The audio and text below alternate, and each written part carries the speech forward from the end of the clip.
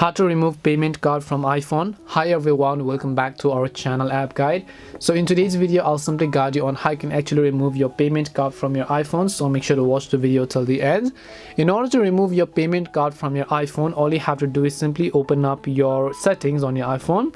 Then you need to tap your Apple ID profile from the top of the screen. Now maybe you might have added a payment method before and now you want to remove them. Once you open up the Apple ID settings, here you'll find the option called payment and shipping. So you just want to make sure to tap on the option.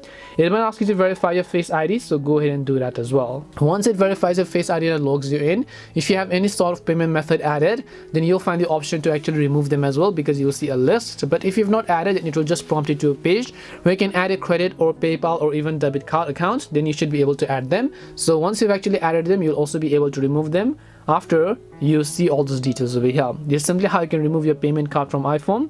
We hope the video was really helpful, and if it did help you, make sure to leave a like and subscribe to our channel. And if you have got any questions though, feel free to also leave them down. Thank you very much for watching, and see you in the next video.